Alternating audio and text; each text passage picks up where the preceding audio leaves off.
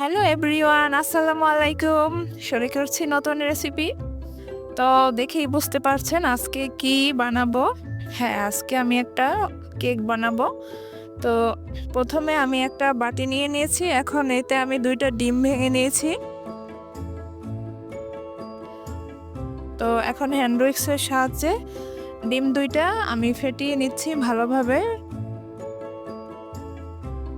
Half cup তেল দিয়ে দিলাম। এখন একসাথে এটা ভালোভাবে মিশিয়ে নেব।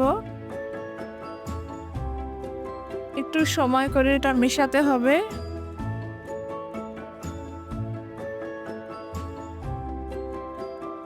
এখন নিয়ে নিচ্ছি হাফ কাপ চিনি।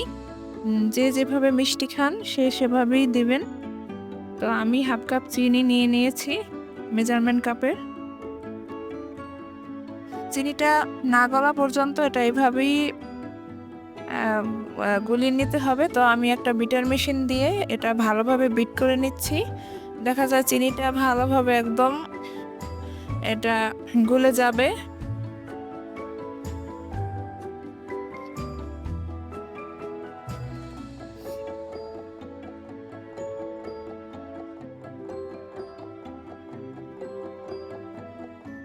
দেখুন এখন আমার বিটার মেশিন দিয়ে বিট করা হয়ে গেছে।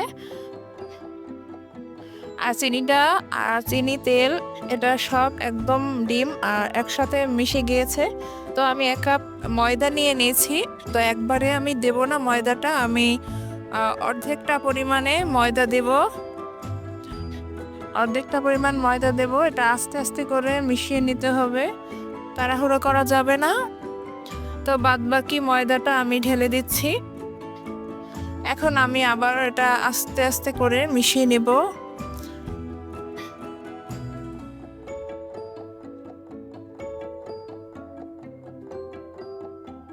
এখন আমি বেকিং পাউডার দিয়ে দেব। তো বেকিং পাউডার আমি 1.5 চা চামচ নিয়েছি, 1 চা চামচ দিয়েছি। এখন আরও দিয়ে দিচ্ছি এখন হাফ চা চামচ বেকিং পাউডার। এখন ভালোভাবে এটা এর সাথে মিশিয়ে নেব।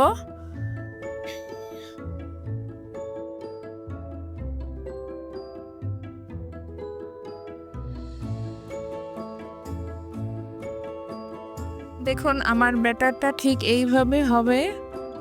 আমার ব্যাটারটা একদম পারফেক্ট হয়েছে।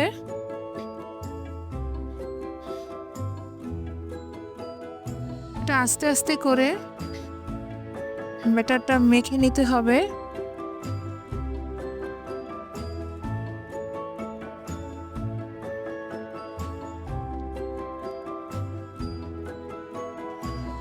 তো এখন আমি একটা স্প্যাচুলার সাহায্যে ভালোভাবে এটা চারাদিক দিয়ে আর কি এক জায়গায় করে নেব ব্যাটারটা। আর দেখুন ব্যাটারটা একদম পারফেক্ট। আর ওই যে ভাজ ভাজ করে পড়ে, এখন দেখা যাবে এটাই আমার পারফেক্ট ব্যাটার হয়েছে। এরকম ভাজ ভাজ করে পড়ছে। তো ব্যাটারটা আমার রেডি। তো এখন আমি একটা কেক মোল্ড নিয়ে নিয়েছি, একটা পাউন্ড কেক বানাবো। তো এখন একটু সয়াবিন তেল দিয়ে দিয়েছি আর একটা ব্রাশের সাহায্যে এটা তেলটা সারা জায়গায় লাগিয়ে দেব, যাতে কেকটা ব্যাটারটা আর লেগে না যায়, কেকটা সহজেই উঠে যায়। আমি এখানে কোনো কাগজ দিব না, তেল দিলেই হবে, সুন্দর করে উঠে যাবে মাশাআল্লাহ। তো আমি এখানে একটু কোকো পাউডার দিব। তো আমি যে ব্যাটারটা রেডি করেছি এর কিছু ব্যাটার আমি একটা বাটিতে নিয়ে সেখানে 1 চা চামচ করে কোকো পাউডার দিয়ে দিয়েছি। কোকো পাউডারটা এখন আমি ভালোভাবে চামচ দিয়ে মিশিয়ে নিব। কোকো পাউডারটা দিলে হয় কি দেখা যায় বা কেকের কালারটা ভিতরে সুন্দর হয়, খেতেও ভালো লাগে। মাঝে সাঝে আমি কোকো পাউডারও দেই। বাইরে থেকে আমি আগে কেক কিনে খেতাম, তো এখন থেকে আমি ইউটিউব দেখে এটা শিখেছি। আর আমি বাচ্চাদের জন্য সবসময় বাসাতেই কেক বানিয়ে থাকি। যখন ওরা খেতে ভালোবাসে, মন চায়, তখনই আমি ওদেরকে এটা বানিয়ে খাওয়াই। আমি বাইরে থেকে কখনোই কিনে খাই না, বাসাতেই করি। আর বাসাতে একটা জিনিস করলে দেখা যায় ভালো লাগে খেতে। বাইরের জিনিসের থেকে হোমমেড জিনিসই ভালো। তো প্রথমে আমি সাদা ব্যাটারটা কিছু নিয়ে নিয়েছি, আর এখন আমি আবার চামচ দিয়ে আস্তে আস্তে করে কোকো পাউডার দিয়ে যে ব্যাটারটা করেছিলাম সেটা নিয়ে নিয়েছি। এটা এভাবেই পর্যায়ক্রমে সাদা ব্যাটার আবার কোকো পাউডার ব্যাটার এইভাবেই দিব, তাহলে দেখা যায় ডিজাইনটা একটু ভালো হয়।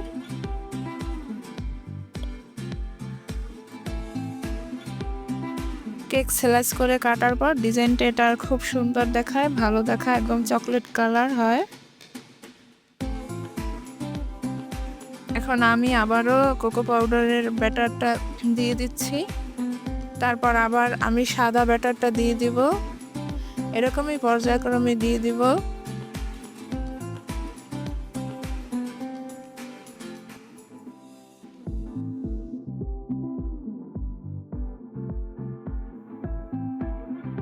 এখন আমি একটা টুথপিকের সাহায্যে একটু ঘুরিয়ে নেব, তাহলে দেখা যায় উপরে ভালো একটা ফুলের শেপ আসে, পাতা পাতা হয়, দেখতে ভালো লাগে। আর এটা কাটলেও আর কি দেখতে ভালো লাগে।